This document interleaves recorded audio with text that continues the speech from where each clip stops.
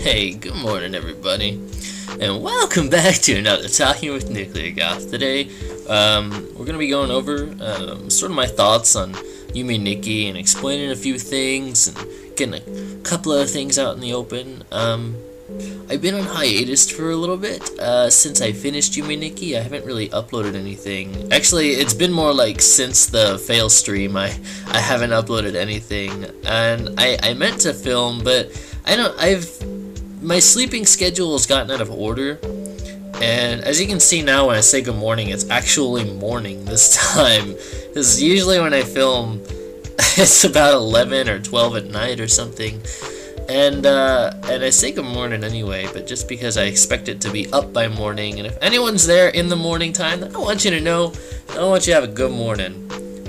So now you're actually spending my morning with me. It's 6:45 in the AM, and we're gonna go over some stuff, and yeah, I'll talk about other things later. Right now, Yume Nikki.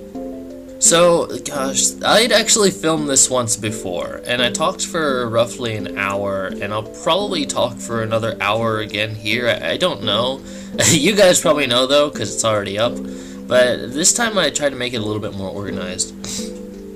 I created a little bit of a, what's it called? Not a chart, an outline of what I wanted to talk about, and split up into 4 sections: things it does right, things it does wrong, comparisons to Miserere, and interpretations. And we're gonna go off that list right about now. I'm not gonna show you my outline or anything since it's extremely rough, but I'll try and do my best.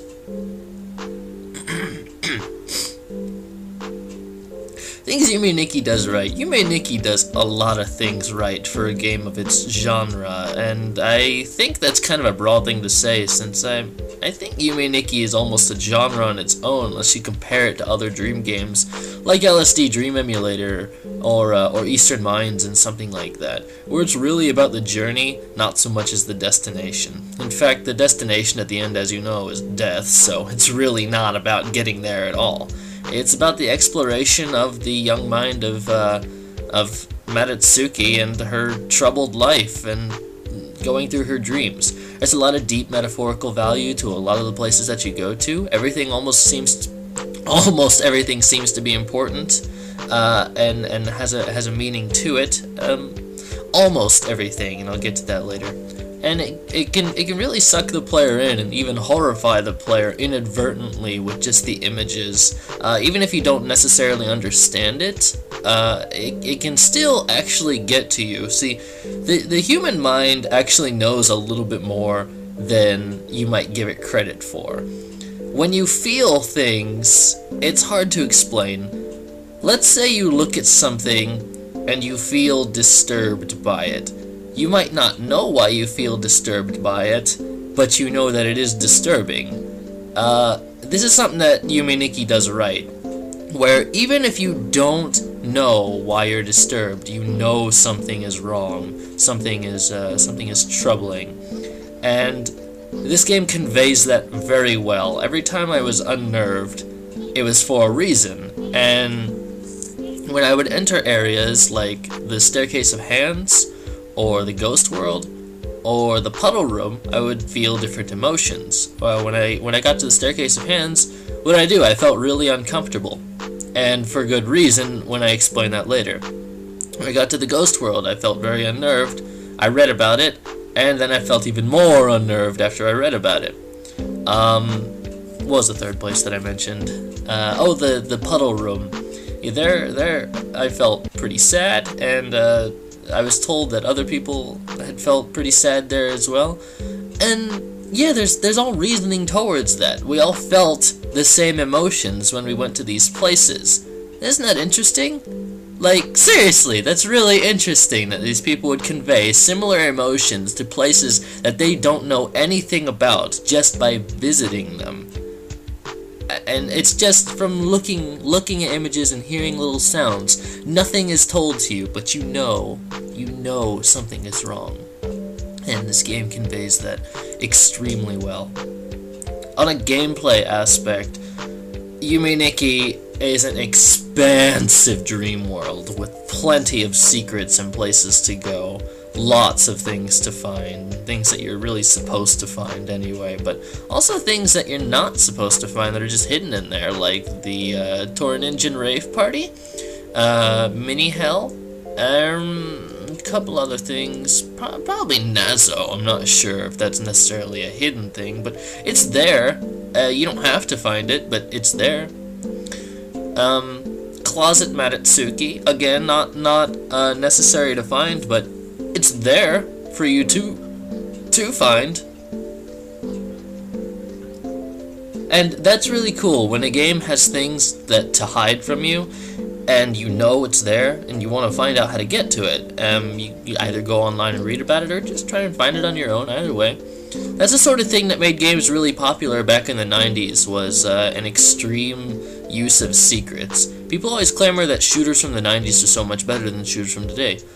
And why is that? Well, the secrets have been turned into minuscule little note collections. Like, let's say you play Wolfenstein back in, let's say you play, like, Return to Castle Wolfenstein.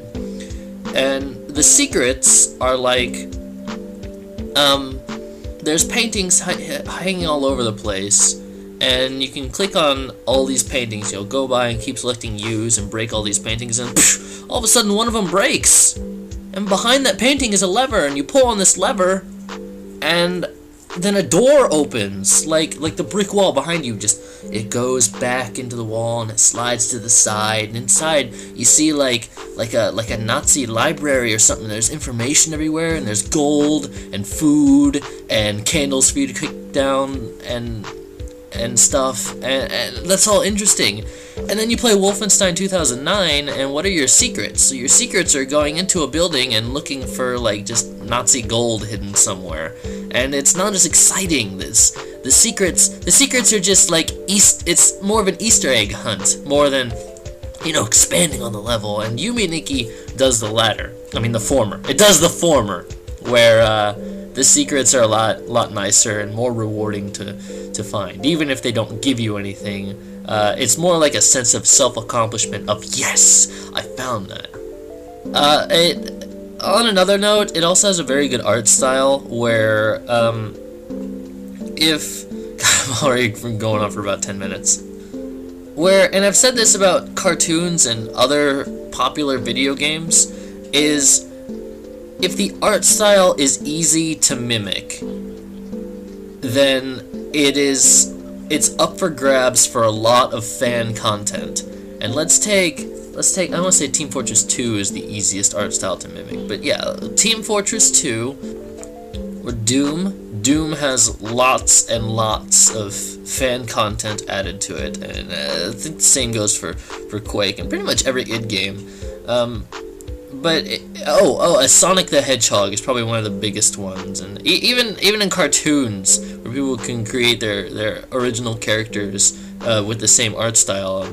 Most recently it would be like My Little Pony, that has a very, very distinct art style. It's very recognizable, and just like Sonic the Hedgehog, easy to draw. In fact, in an interview, they drew Sonic the Hedgehog, or no, they drew Dr. Eggman to be incredibly simplistic, specifically for children to have an easy time drawing him if they wanted to make, like, you know, their little comics for themselves. And the same goes for Mega Man. In fact, Mega Man, way back in the day, for Mega Man 3, Nintendo Power held a contest where children would draw and send in their own robot designs, and the winning designs would actually be put into the game. That's pretty awesome. So yeah, this sort of thing needs to be done a little bit more often. Is a distinct and, you know, not necessarily, you know, simplistic, but an easy to mimic art style. Blizzard, for example, has a very distinct art style. Any of their games, you can tell if it was made by Blizzard, or like Warcraft, Starcraft, and on Diablo 3 all look the same. Not the same, but you can tell they're done by the same artists. that sort of thing is really clever when it comes to creating fan content. Yume Nikki has had so much fan content, and all that I'll touch on later. This game, it isn't perfect, though, and I haven't exactly gone on everything that it does right, because that goes into the interpretation segment later. But as far as gameplay goes, I think I've touched on about as much as I can, because there isn't a whole lot to do in Yume Nikki aside from explore, much like LSD. There's not a lot that you can do, and it is just about the journey and what you experience. So it's time to talk about the things that it does wrong. First off, some of the pathing is really weird. I don't like being in diagonal areas. The mall, the checkered maze, and I think there was one other place that had these dumb diagonal paths, and these were told. I was told that I was gonna hit these when I played this game, and you know what? I hit them. Of course I did. They're really necessary to get to finish the game, and I hate walking through them. Like, I think I actually got caught by one of the torrent engine on the checkered path because it's hard to navigate through the diagonal pathing, because there's no diagonal walking. It's all up, down, left, and right. So when you're given a diagonal path, you have to sort of up, left, up, left, left, left, left, left, left, left, left, left, left, your way up, and it's a pain. Then there's yeah, okay, I'll talk about it later. Then there's chance events, and this is the thing where it's like a 1 in 64 chance of something happening, a 1 in 120 chance of something happening, a 1 in 1300 chance of something happening.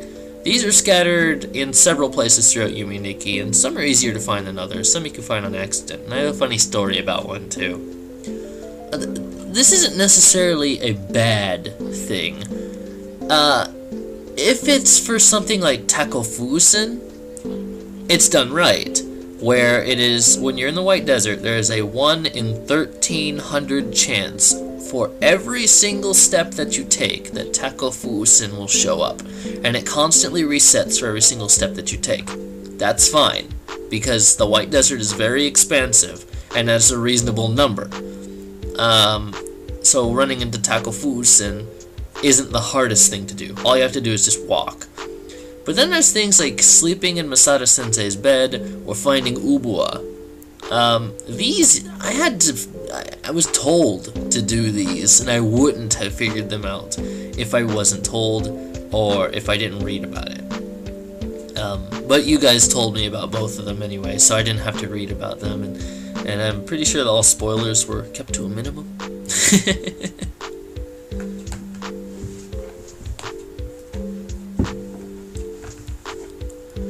For finding Ubua, it's a 1 in 64 chance from flicking on that light switch on and off, and walking out the door, coming back in, turning light switch off, walking out, walking back in, turning it off, walking out, walking in, turning it off. And you know, for my little teaser video that I made before the finale, I had to do it again because I had erased my footage from before to save space. I'm running really low on hard drive space. The Steam sales are killing my hard drive. I just installed like a bunch of Assassin's Creed games and stuff like that. So I had to delete some footage to make room to play video games while I'm on my hiatus, or was on, and so I got that footage back, and it took me forever to get this light switch to work, and it just reminded me of how much of a PETA that really was, because if you don't know, you probably won't find it unless you read or are told about it. And then I could allude back to something, and I think I will. I'm gonna talk about a story that one of my white friends told me. So my buddy Tom, he got Yume Nikki a while before me, about a year before me, and he was playing it, And I mentioned this before, is he found Ubua on his very first try. Now here's a story how he did it, and this is how he told it to me. And he told me that he went to the drain, he went into a door, and he wandered around a little bit and got lost, so he left the door, and then he went into all the other ones in the Nexus, until he found the one that he thought was interesting. This was the Snow World, and the reason why he found this one interesting also has to do with the human mind knowing more than you do. If you pay attention, all of the doors in the Nexus, none of them really have solid floors. Arguably, the puddle room has a solid floor. But it can just be like black nothingness. All the others, no solid floor, you're just walking on black nothingness and there's an image floating in the background. The Snow World is the only one that has a floor. And that's probably why he's stuck here, is because his mind was like, okay, this place looks normal, let's take a look around. And he came across, the first igloo he came across was the one with the pool, so he goes into it. He goes through the little maze on the island, touches the balloon, transport to the Pink Sea, finds the other balloon, and is transported to Ponico's island. And he walks in, tries to talk to Ponico, nothing happens, flicks the light switch, BAM! Ubua! He was pretty vocal about it too. And he found it on his first shot, and that caught me off guard. And he told that to one of my old girlfriends too, and she was like, "I can't believe you found Ubua on your first try," because he even tried to mimic what he did before, going into the same doors and coming back out in the Snow World, flicking the light switch on and off. Nothing happened. So that was a chance. However, though, let's go back to like the mid-80s or something like that. People all played on their NESs. This is actually important because Yume Nikki has a Famicom in it, and which is Japanese NES if you don't know. But if you guys know Yume Nikki, I'm sure you know what the heck a Famicom is. And back then, you know, there wasn't internet, and you couldn't. I'm sure, was there not internet? But anyway, there wasn't anywhere to go online to look up stuff like FAQs or walkthroughs or wikis or anything like that. And if you wanted to know secrets, like especially things as cryptic as The Legend of Zelda or Castlevania 2, you had to be told via word of mouth. And if someone else figured it out, they would tell their friends, then their friends would tell their friends, and it's kind of like vanilla WoW and that sort of thing, where you don't have this instant stuff is given to you, or if you can't figure it out, look it up. You had to really work to get all of your friends to do stuff together, and that's kind of how Yume Nikki, I think, might have had an intention to work, but in this day and age, it's not necessarily accepted. And I think I have to put it down as a thing it does wrong, because it's a recent game, and I don't want to say having to look stuff up on the wiki is a bad thing, but it can remove you from the game, and that's something of a no-no in today's day and age. And there's an argument against it that, oh, it's a intentional thing where if someone figures out a secret, then you can hear it from them. Like Tom would have found out about Ubua, he would have told me about it, and I might have gone in and out and flicked that light switch to try and make it happen. But at the same time, 1 in 64 chance is kind of a high risk or high chance sort of thing, or low chance. And how long did it take me? Like 3 minutes of flipping that light switch until he finally showed up? I mean, I might have given up and told Tom that he was, I don't know, doing coke when he was playing Yume Nikki or something, which is probably a really, really bad idea. It's like taking LSD and then playing LSD. Not recommended, no. And,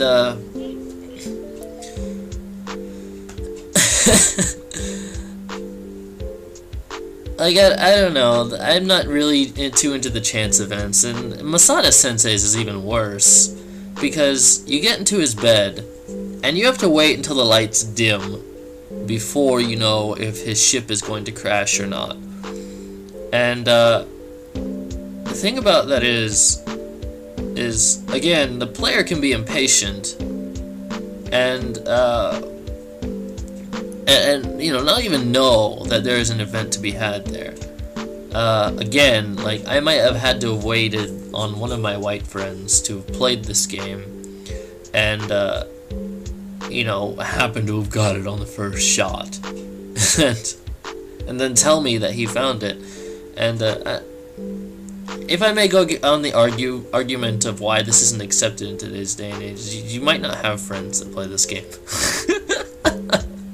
You might be all alone, and if you don't know there's a wikia, you're not gonna find this stuff. And I guess it's fortunate that you don't have to find these things to finish the game. That's a good thing that it does, is these chance areas, these chance areas you don't have to do to finish this game.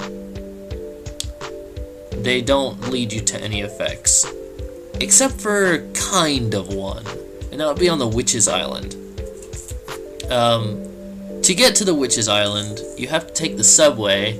I forgot how to get there. And once you're on the subway, you have to sit next to the one-eyed guy for 7 seconds. And you can do this on accident, I guess. I didn't have the patience to, and I had to look it up. But I'm sure someone would sit there for over 7 seconds and hope that the subway would do something sitting next to him.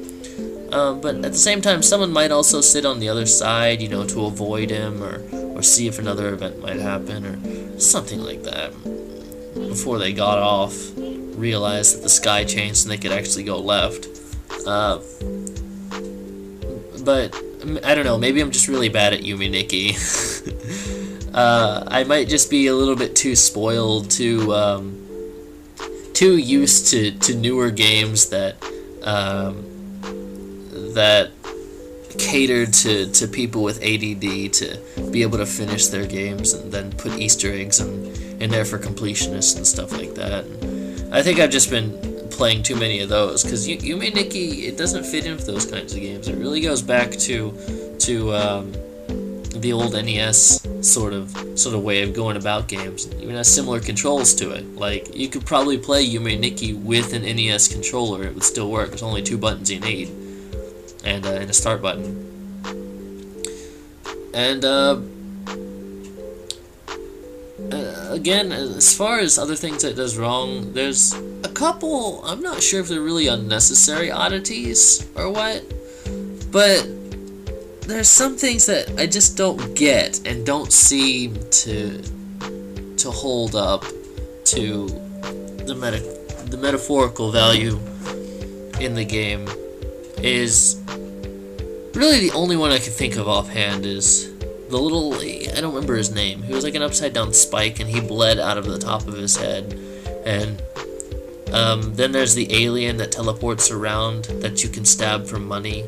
And the money is used to give you life points of which are completely unnecessary. They're just a part of the RPG engine. And you know, those sort of things, they're not really necessary. They're just in the game, and I don't know if that's really a bad thing about it. I'm not really helping my case on trying to point out bad things with this game, or maybe I'm just trying to play it extremely safe so that people are like, you don't understand, man. Yume Nikki is a work of art. You have to appreciate it for everything that it is and everything that it does. And I'm sure no one's gonna yell at me like that.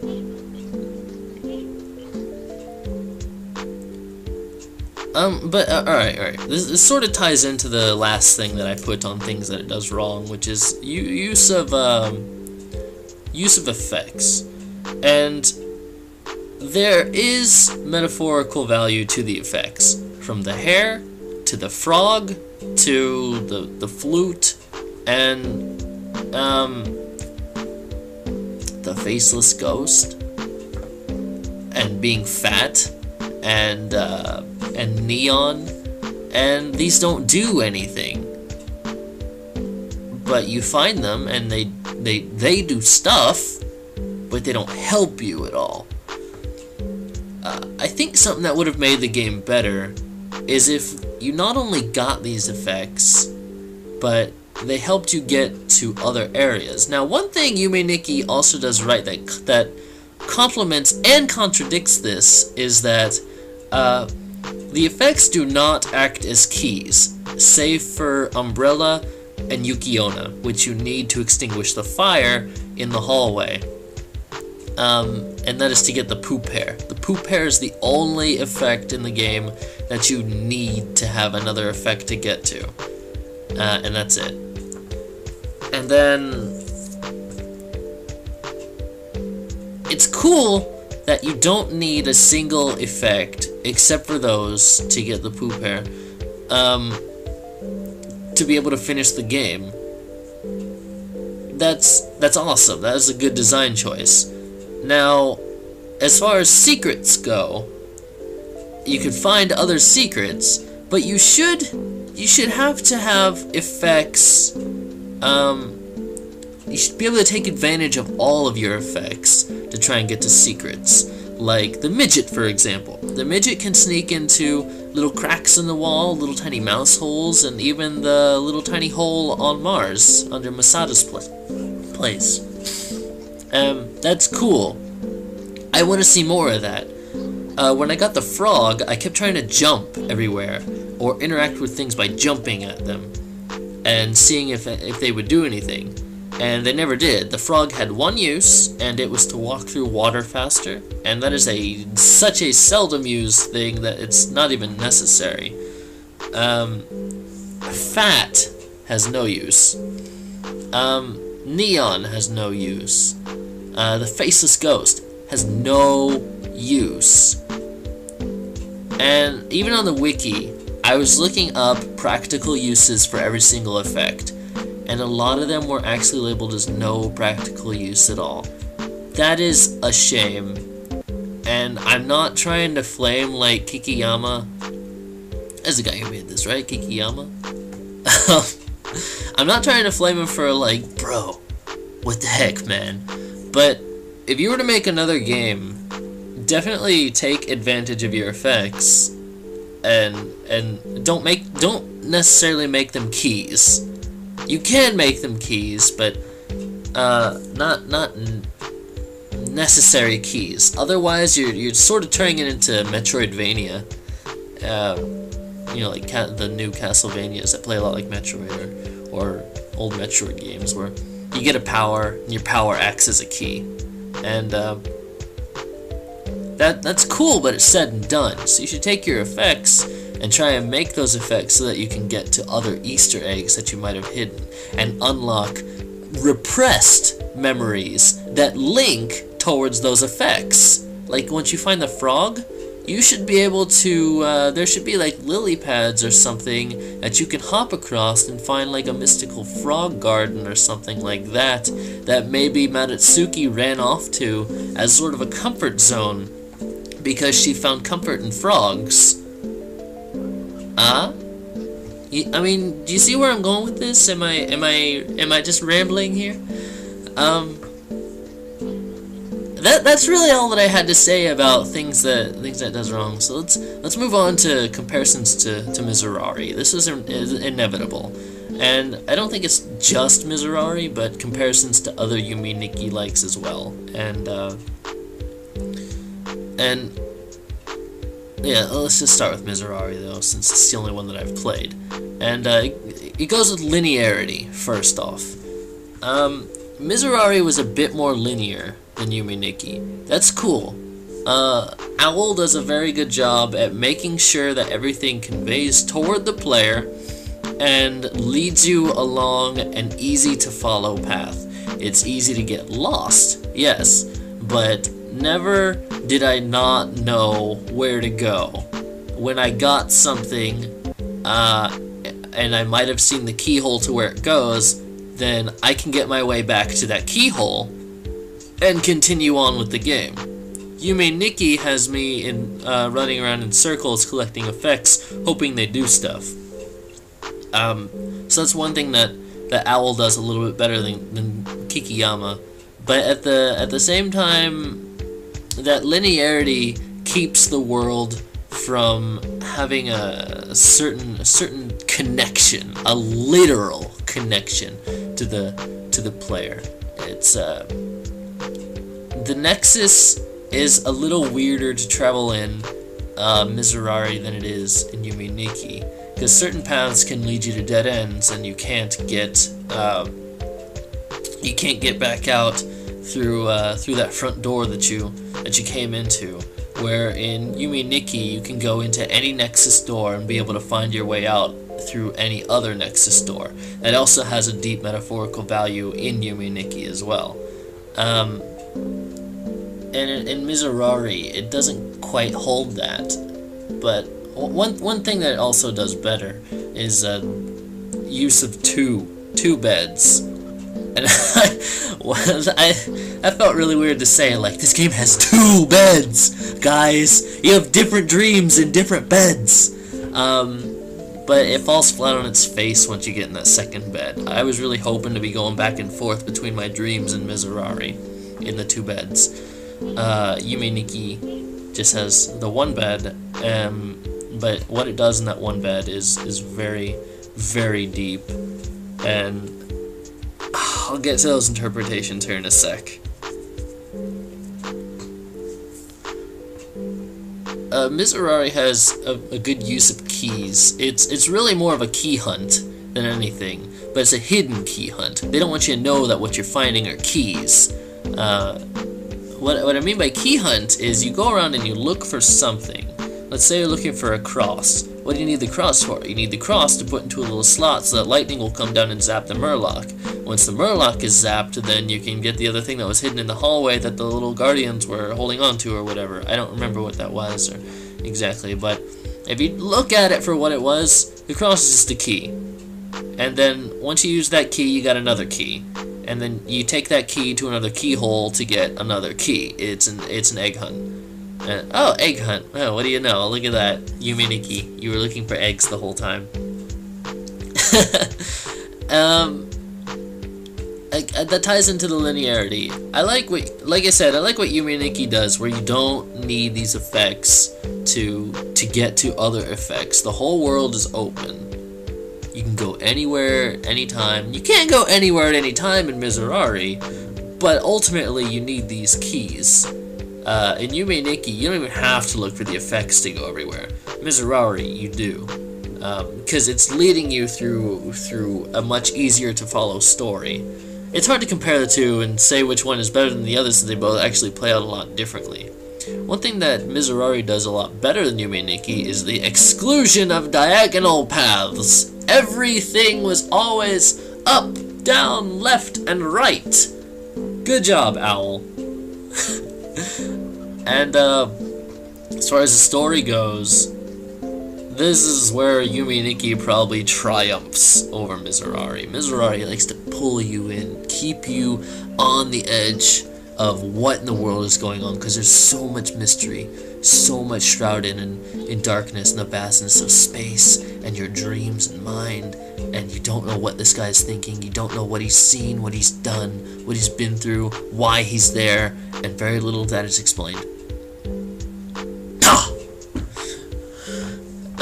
And then Yume Nikki, Madatsuki, like, I'm gonna talk about something that I didn't like about Yume Nikki until much later on.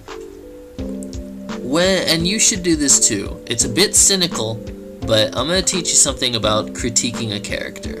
When you first see any character in a cartoon, in a video game, in a movie, in a book, you should say to yourself, why should I care about this character? I know it sounds cynical and harsh, but it's something very important to character development and making sure that the author, illustrator, overall creator, all the creation of these characters was done well. And it's something that I try and keep in mind whenever I try and write anything myself. Is why should anyone care about these characters? They're just like they're just drawings that I did, or are they? And when I started Yume Nikki, I went in with the mindset of, okay, this is cool, like, I'm playing as this little girl, and she has problems, but why do I care about these problems? Madatsuki just seems to be a normal Japanese little girl with the mental problem. I'm not really feeling too attached to her. But the further you go, the more and more I got attached to Madatsuki on the journey. See, Miserere guy, you know, he almost explains his name. He gives himself a little bit of a backstory. Off the bat, Owl gives you reason to care about this character, and Kikiyama just throws you into Madatsuki's room and says, "This is you." And I got really, really attached to Madatsuki, and I know that you guys did too. And I know that some people were really sad at that ending. I felt sad at that ending. And on that note, I think it's just about time to get onto the interpretations, which is the real meat and cheese of this episode. And I've been going on for almost 40 minutes now, so yeah, it's probably going to be another hour. But I like this video a lot more than the last take that I did. Only other thing is the comparison to the endings, and Yume Nikki's ending, while blunt, is definitely a much more better one than Miserere's. And Miserere, there seemed to be a build-up that something was going to happen, and it never does. Like, this game just stops. You go and you fight the girl, you fight the final boss, and then you go down the sewer and you see the resting place of your dead mother, and that's it. I didn't feel accomplished. I didn't figure out where I was. I didn't figure out why I was. I didn't feel at peace. The character felt at peace. Don't know why. And see, that's the thing. I don't know why. I was taken out of the character when he felt better, but I didn't. In Yume Nikki... Oh, computer, come on. In Yume Nikki, I didn't care for Madatsuki at the beginning. Then I really, really felt for her. And while I was taken out of the game by reading up stuff on the wiki in order to finish it, to get the last few effects, I still knew. I knew her story. And it was a very sad tale. And at the end, when she just jumps, it's heartbreaking. It was heartbreaking. Like, no one should have had to live a life like Madatsuki did. That sucks. So let's go on. Let me start explaining Madatsuki's sad tale. Okay, I'm not really sure where to begin. The interpretations isn't something that I exactly outlined very well. In fact, on the paper, I actually wrote, "Screw it and try your best," because I didn't know where to begin. So, the Nexus. The Nexus is really the limbo between reality and dreamland. That's obvious. You get into bed, and you always end up here. You end up in your room, and that's also important. And then you go out, you see all these doors. There's lots and lots of doorways to go to. Where do you want to go? Who are you? You are a curious young woman. Probably about the age of 16, maybe 17, maybe not even. That's up to you to interpret, but I would say that she's in her mid-teens. And you go through these doors, and you go exploring, and you get lost. But you find things. You find frogs, and you find flutes, and you find people. And it's kind of like growing up, where you leave your house, and you meet the animals, and you meet your neighbors, and you find things, and you learn about stuff, and you get older, and you get used to it. You start seeing things over and over again, and and it's all good. You're getting used to it, but at the same time, the things that she sees isn't necessarily stuff that she wants to get used to.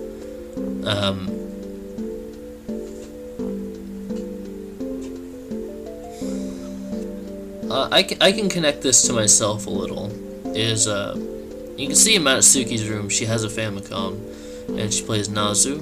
And Kikiyama actually made an entire Famicom world that looks like Earthbound. And Bormak even pointed out, he said, looks like he got lost in Earthbound there. Well, he'd be 100% correct, because the place is designed to look like Earthbound.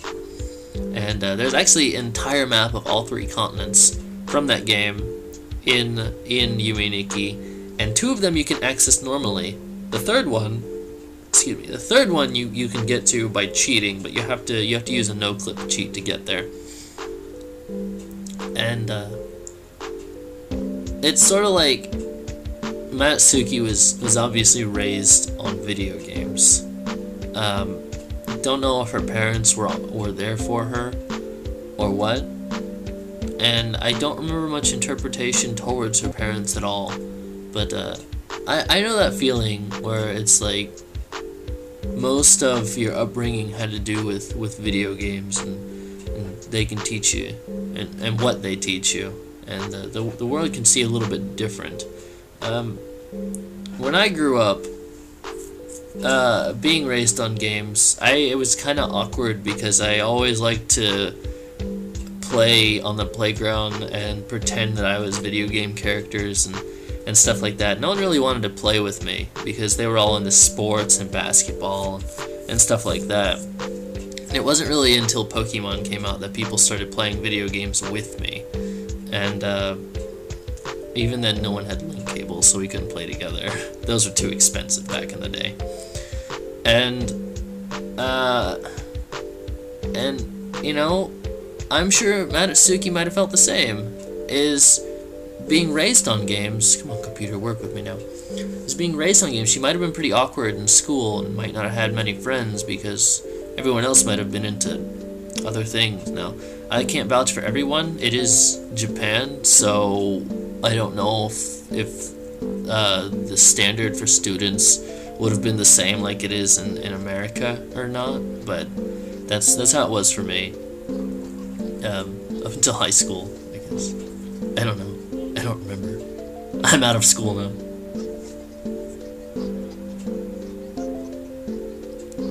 And there's definitely some bullying implied there. The Torin Engine, I think, are most commonly interpreted as Matsuki's classmates. And there's the ones that don't do anything to her. They just walk around. They're the normal Torin Engine. They're all tall. It's important that they're tall. It shows that, you know, they're all bigger than her, or at least bigger than her in her mind. And that's something that Psychonauts likes to point out too, is things always seem bigger in your mind. So I'm sure that her bullies and subordinates are all much taller than her, and are much larger than her in her head. And then there's the psychotic ones. These, I'm sure, are the actual bullies that are after her, that want nothing more than to just give Matsuki a hard time. And the normal ones, I want to point out that the Torin Engine are immortal. I don't remember if I mentioned that or not. But if you go up to the normal ones that don't bother you and stab them with a knife, they turn into lunatics and will bother you. This can be an interpretation of, well, if you've had enough and you just want to stand up for yourself and you go and pick a fight, you're gonna lose, because you don't have the support or friends to help you out. And you can't really go and kill anybody in real life, so you just kind of screwed yourself over by looking for a fight. But you're not really in the looking for a fight sort of standing there, girl. It's good to not look for them.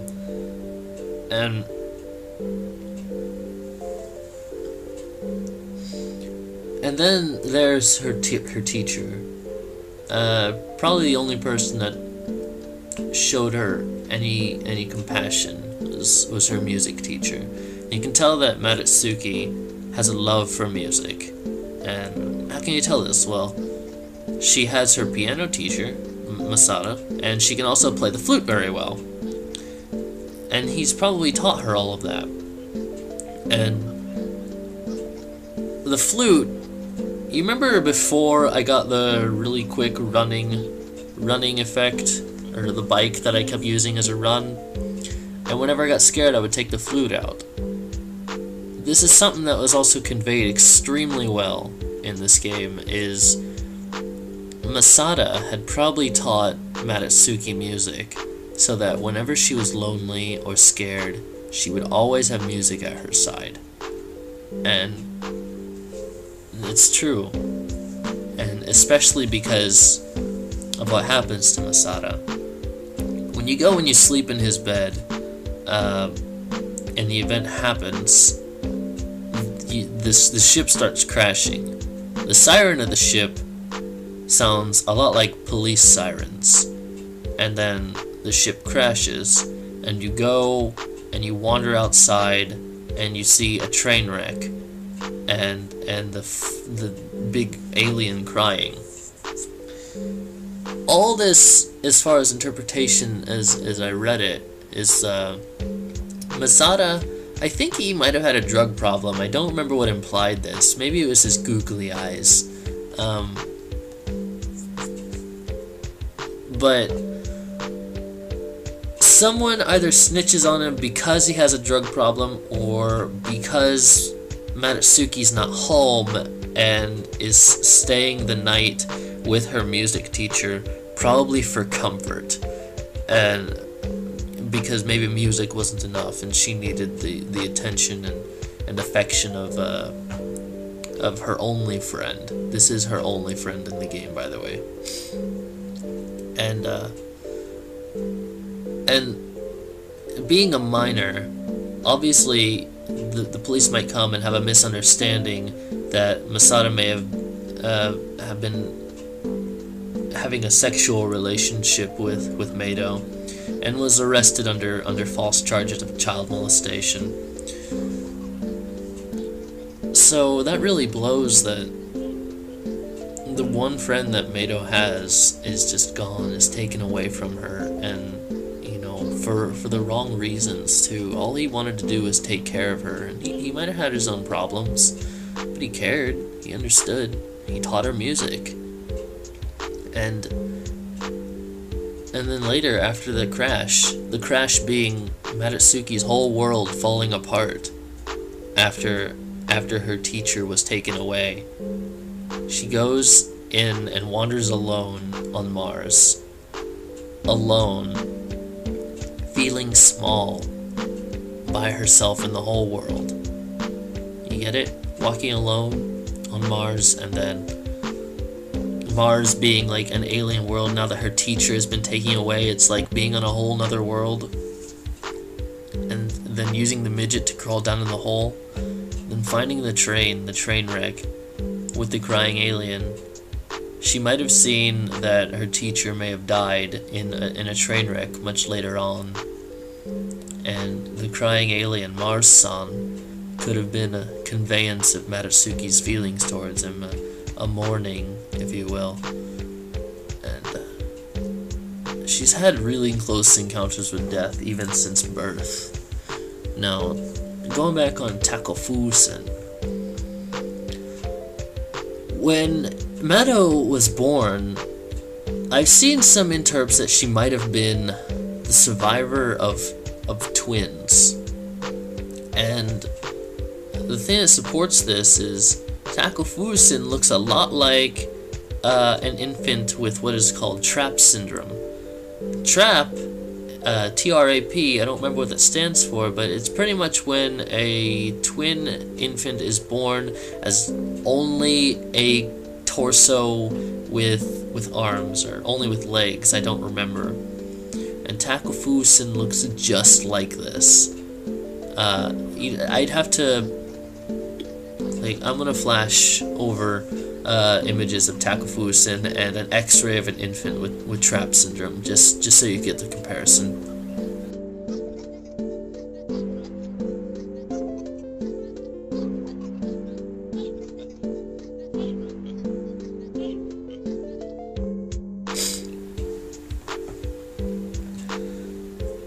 And for Mado to have been so close to death that at the time of being conceived, death was right next to her, is foreshadowing that he's going to be along, he being the angel of death, is going to be along for the ride of her life for a very, very long time.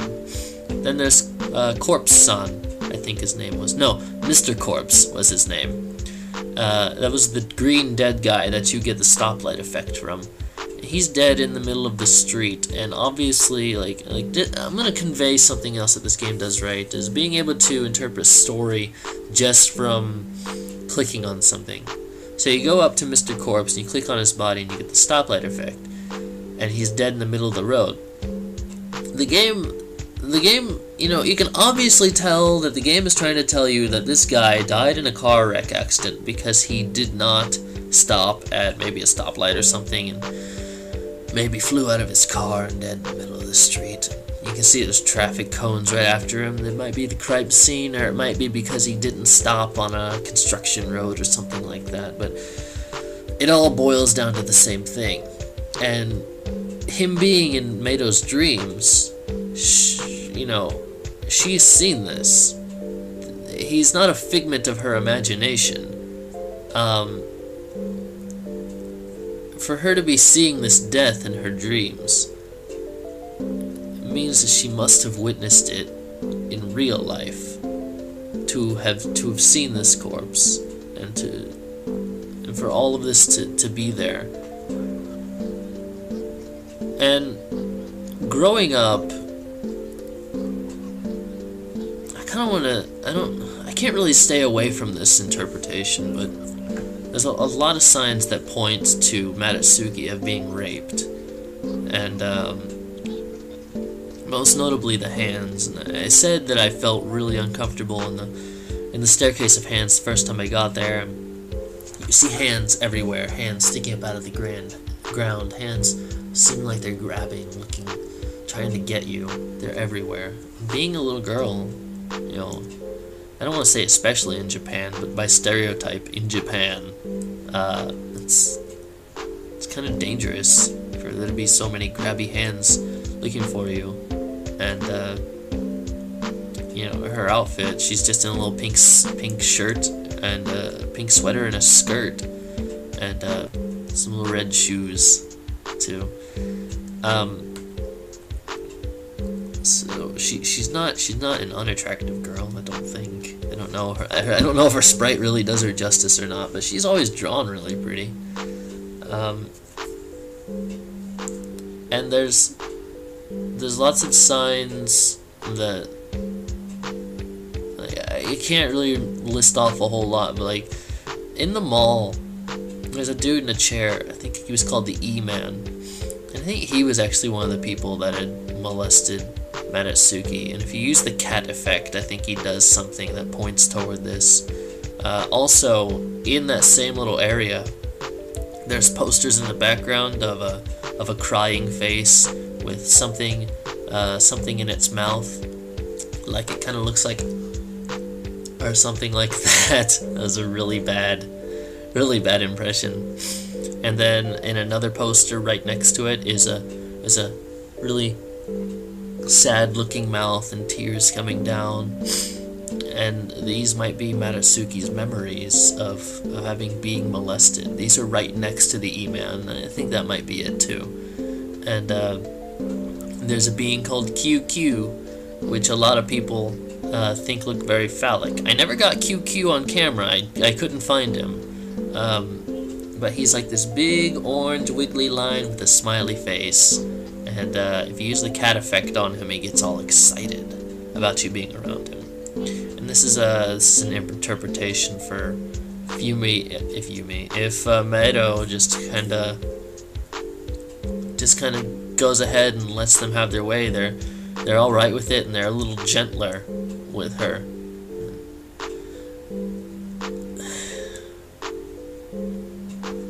Sorry. And in the room with the bleeding spike guy, there's a pool of this red stuff, and this guy, he bleeds out of his head. That room. there's a poster in the background, and I pointed it out probably the first time I saw it too. It's like, what is that? Kind of looks like sperm cells going into what's it called, an ovary? I don't know women anatomy. Jeez. And that might point toward Meadow getting pregnant, and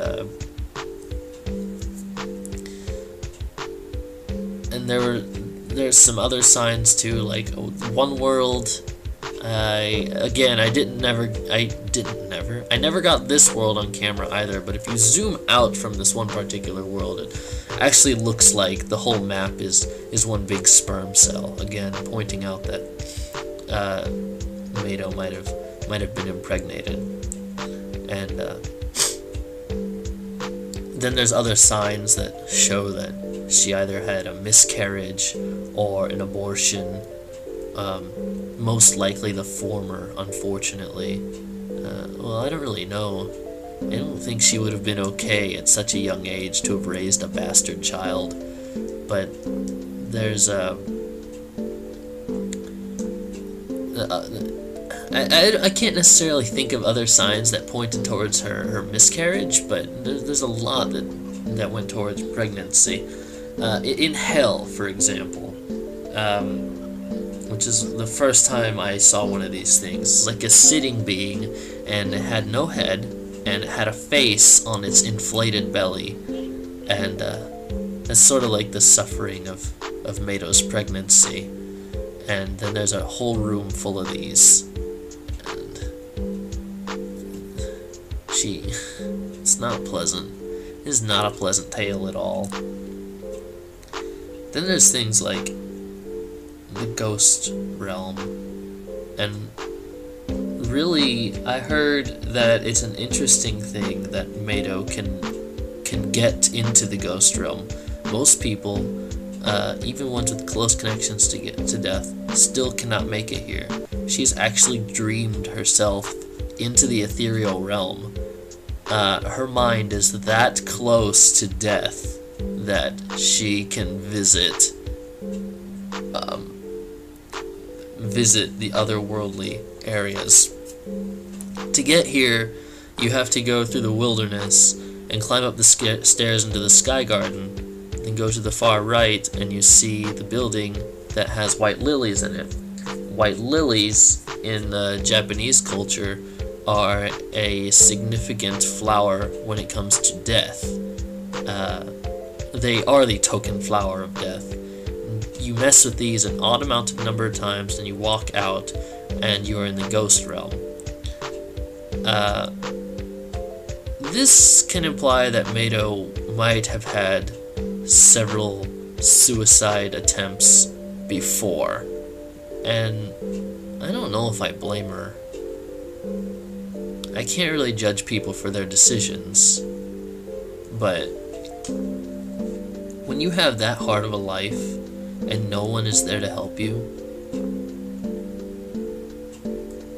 where is there to go? And so she can visit this place in her dreams, and that building with the white lilies is also known as another limbo. It is actually used, the word, as a limbo in the description of it. So there she already has like an inception in her own mind, is a limbo between her dreams and reality, from her bedroom to the Nexus, and then from her dream. Oops, the camera cut out on me there. And then from her dreams to the ethereal realm, it's something else. And I've been going on for over an hour, and there's still so much that I haven't talked about. Oh man, rendering this is gonna take forever.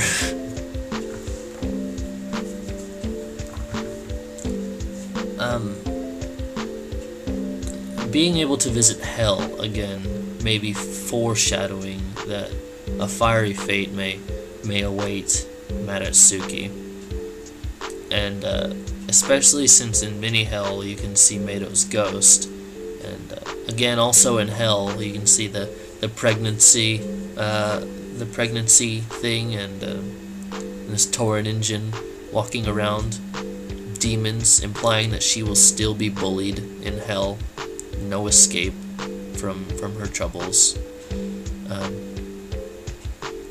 But then there's these beings known as jellyfish. They're based off of another flower. I forgot what flower it was. I think it was a lotus something. And these flowers are important because I don't know, they signify something much greater, much more positive. But these jellyfish, I'll just point out what they are. The jellyfish are the things that we saw at the very ending after Mado's suicide. We've seen them in her dreams. When we talk to them in her dreams, they can take us to other areas or open up different spots in her dreams for us to go to.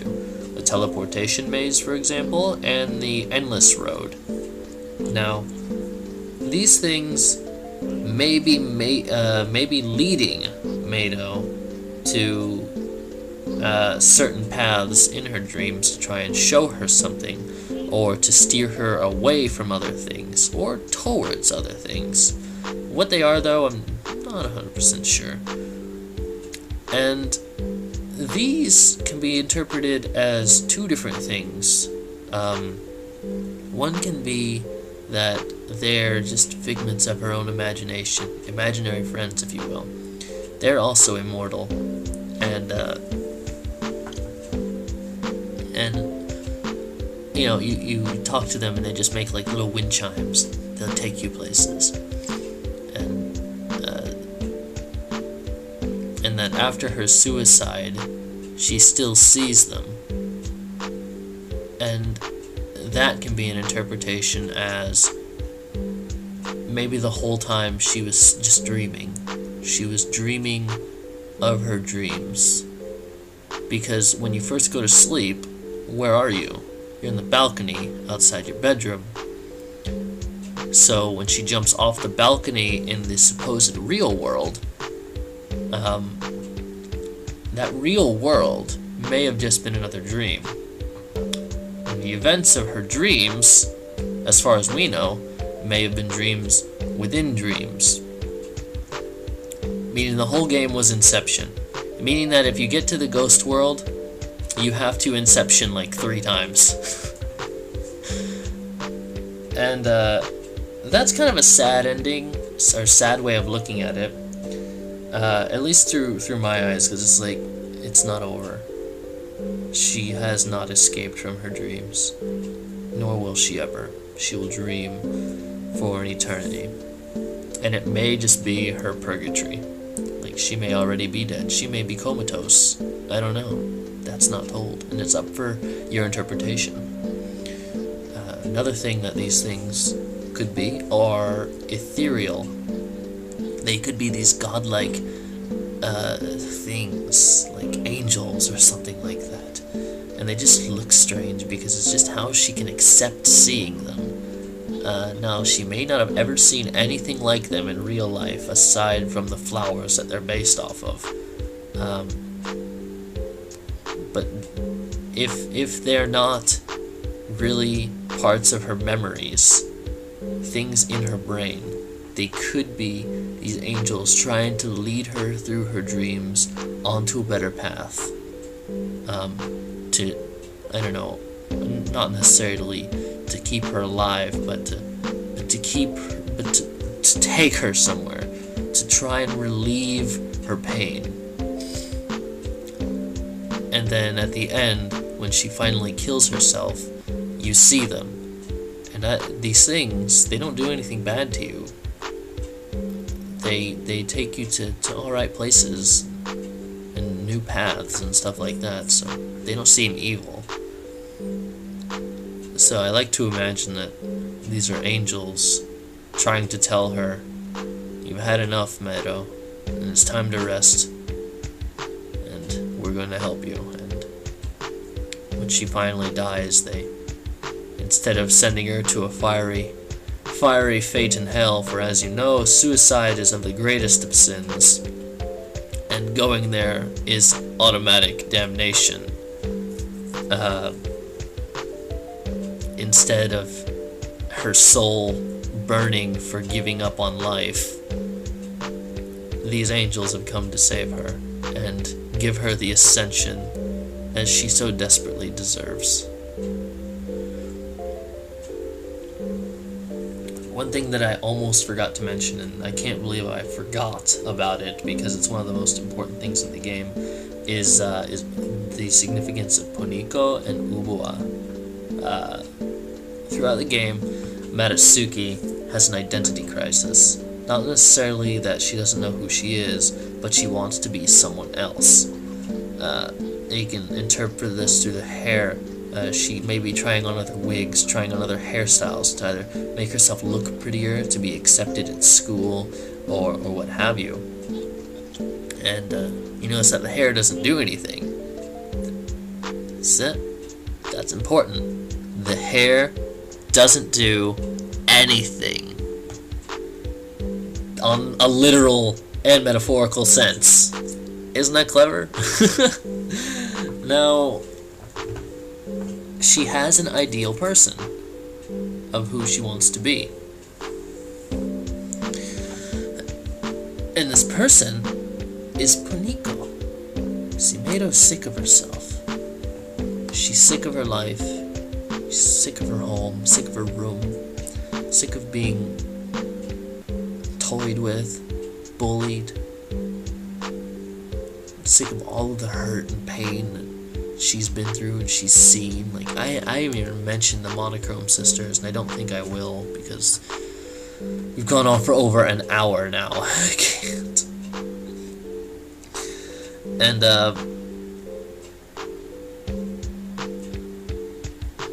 Poniko is what she wants to be. She's this pretty blonde girl. She's got nice clothes and a nice room, pretty blue eyes. If you notice, Poniko's eyes are open. She wants to be her, but to get to Poniko is actually a hassle on its own. She's very well hidden, and you have to find that certain igloo. You have to get through a little maze. You have to trudge through the pink sea, and then finally find her island, so isolated from the rest of Mado's mind. And then you find her in her room. She doesn't look happy. In fact, she looks annoyed. She's not looking at you. She's looking off to the side when you walk in. You try and talk to her. She doesn't say anything. In fact, she walks away from you. Try anything you can. Poniko doesn't acknowledge you. See, Mado wants to be Poniko, but Poniko doesn't want to be a part of her, and when her own mind doesn't want to be a part of her, something is terribly wrong. Ubua is Mado's frustration that she cannot be who she wants to be. When you flick the light switch on and off, the metaphorical value here is that you're probably annoying Poniko, trying to be her, always coming in, always trying to introduce the darkness, and like your presence is the darkness coming in. You're flicking off the light switch, taking away Poniko's light, and then you leave. You come back. She looks annoyed. She probably just flicked the lights back on. You come back in. She's frustrated at you, constantly knocking at her door, trying to be her. And she just flips. And she becomes Ubua. And you touch Ubua and he takes you. He takes you to... Computer, please. And he takes you to the inescapable realm full of water with the bleeding monster in the background. This bleeding monster, again, is another sign of Mado of being raped. And... oh, man. It's a lot. It's a lot in this game. I think that's all I'm going to talk about, though. Like, I've gone on for so long. And I need to film other things, too. Like, holy crap, it's bright out there now. But I hope you guys enjoyed this little tangent. This long tangent. Like, if you sat through this thing for an hour... good job. Good for you. You got to see my face for an hour. Hope that makes up for, like, what, 5 days of me not being here. And, no, 6 days. It's the 6th now. And that's pretty much it. Oh, it might be the 7th by the time this is up. I don't know if I'm gonna upload this today or tomorrow. I don't know if I have time. But I'll try and continue on more recording. Next Yume Nikki like I'll play is .flow. That one looks real interesting. Someone also recommended I play a game called Witch's Hut, which also runs on the RPG Maker engine. And I checked that out actually after you mentioned it, and that looks real interesting. So I'll try that too. If not after .flow, I mean, if not while playing .flow, then after it. Still trying to finish up Reciteer as well. We're almost halfway through that game. Then Postal is there. Maybe I need to just be working on more stuff to try and keep me motivated. But I don't know. We'll figure things out. If you guys have any suggestions for me, go ahead and tell me. Any ideas, things to help me out a little. I just need to start filming again, I guess. Not working isn't gonna get work done, obviously. Oh man. Oh, but today was fun, I hope. I hope you didn't get bored from just watching me. Man. So that's pretty much it.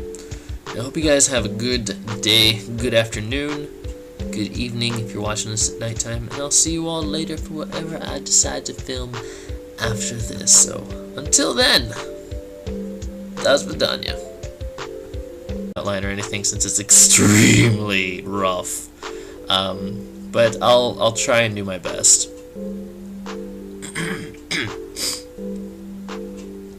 Things Yume Nikki does right. Yume Nikki does a lot of things right for a game of its genre, and I think that's kind of a broad thing to say, since I think Yume Nikki is almost a genre on its own, unless you compare it to other Dream games, like LSD Dream Emulator, or Eastern Mines and something like that, where it's really about the journey, not so much as the destination. In fact, the destination at the end, as you know, is death, so it's really not about getting there at all. It's about the exploration of the young mind of Madatsuki and her troubled life and going through her dreams. There's a lot of deep metaphorical value to a lot of the places that you go to. Almost everything seems to be important, and has a meaning to it. Almost everything, and I'll get to that later. And it can really suck the player in and even horrify the player inadvertently with just the images. Even if you don't necessarily understand it, it can still actually get to you. See, the human mind actually knows a little bit more than you might give it credit for. When you feel things, it's hard to explain. Let's say you look at something and you feel disturbed by it.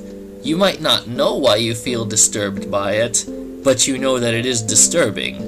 This is something that Yume Nikki does right, where even if you don't know why you're disturbed, you know something is wrong, something is troubling, and this game conveys that very well. Every time I was unnerved, it was for a reason, and when I would enter areas like the Staircase of Hands, or the Ghost World, or the Puddle Room, I would feel different emotions. When I got to the Staircase of Hands, what did I do? I felt really uncomfortable, and for good reason when I explain that later. When I got to the Ghost World, I felt very unnerved.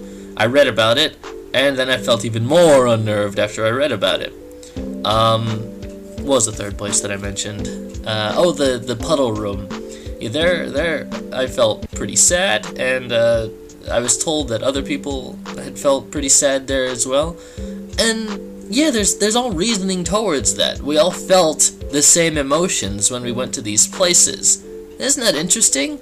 Like, seriously, that's really interesting that these people would convey similar emotions to places that they don't know anything about just by visiting them.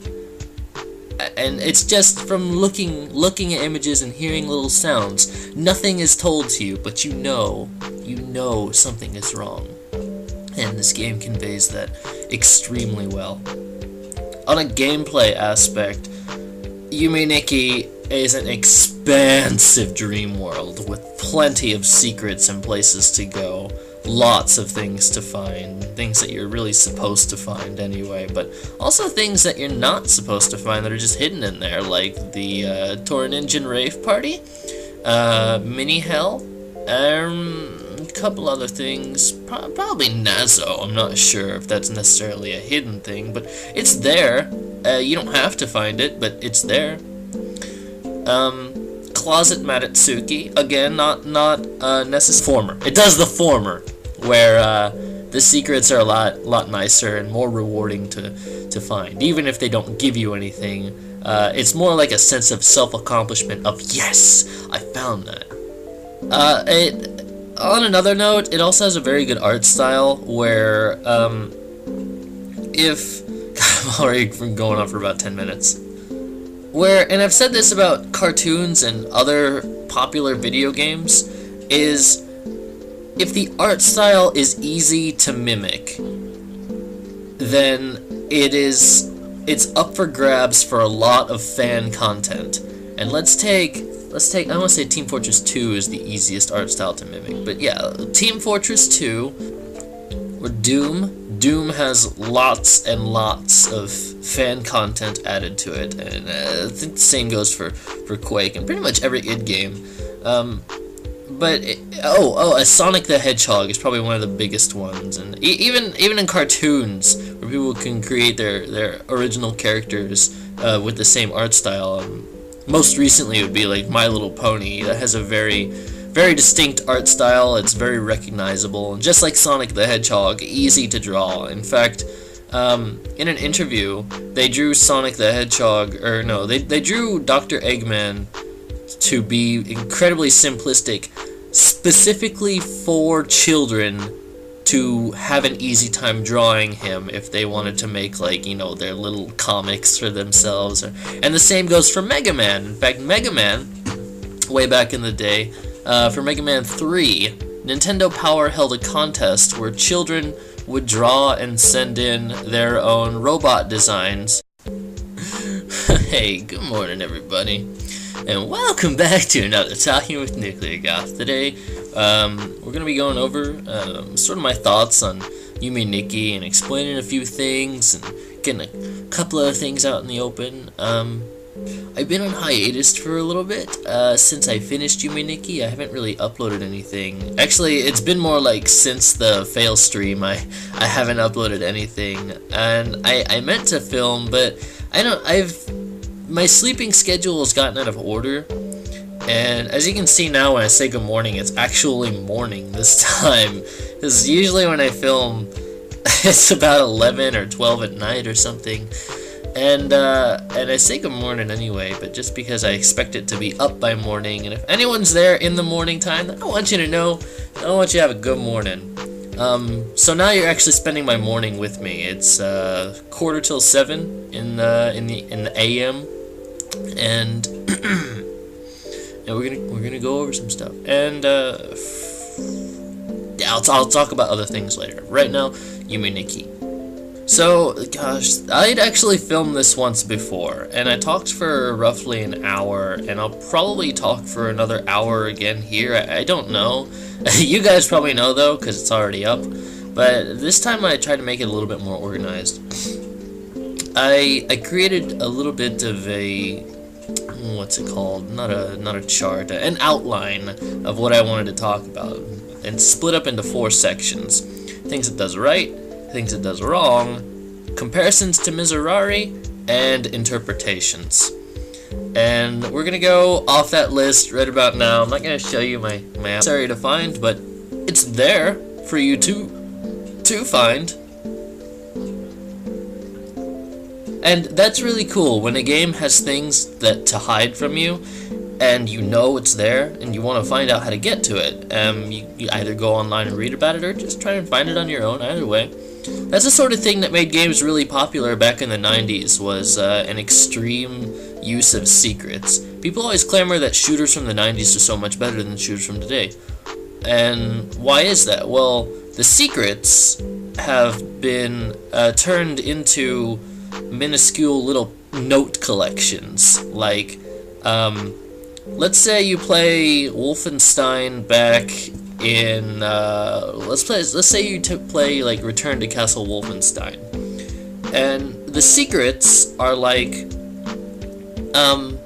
there's paintings hanging all over the place, and you can click on all these paintings. You'll go by and keep selecting use and break all these paintings, and psh, all of a sudden one of them breaks. And behind that painting is a lever, and you pull on this lever, and then a door opens, like the brick wall behind you. It goes back into the wall, and it slides to the side, and inside you see like a Nazi library or something. There's information everywhere, and there's gold and food and candles for you to click down and stuff, and that's all interesting.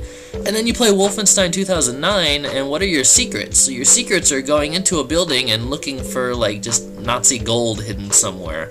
And it's not as exciting. The secrets are just like it's more of an Easter egg hunt, more than, you know, expanding on the level. And Yume Nikki does the latter. I mean, the